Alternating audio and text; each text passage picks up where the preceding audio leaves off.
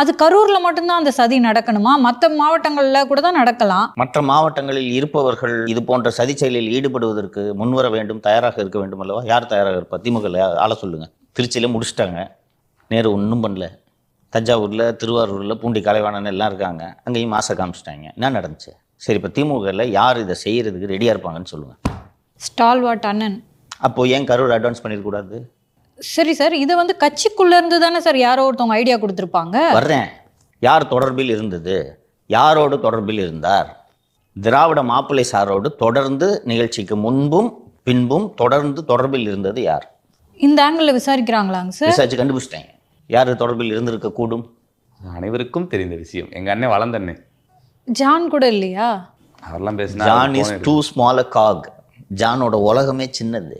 ஜானுக்கு இவ்வளோ பெரிய பஞ்சாயத்துலாம் பண்ணுறது தெரியாது, சாமர்த்தியம் பத்தாது. ஜானோட உலகம் புஷியை எப்படி காலி பண்ணுறது, அருண்ராஜை எப்படி காலி பண்ணுறது, வெங்கட்ராமனை உள்ளேயே சேகாமல் எப்படி பண்ணுறது. ஆதவ எதுவும் பண்ண முடியாது. ஆதவ தான் பவுன்சர்லாம் கொடுத்து வண்டி கொடுத்து பார்த்துக்கிட்டு இருக்காரு, அதனால் காலி பண்ண முடியாது. சரி, இருக்கு இவ்வளோ தான். யார் ரொம்ப ஓவராக திமுக பேசுறது? தொட்டு போடுறா எல்லாத்தையும் தானே சிபி அனலைஸ் பண்ணுவாங்க. மாப்பிள்ளை சாரோட உனக்கு என்ன பேச்சு?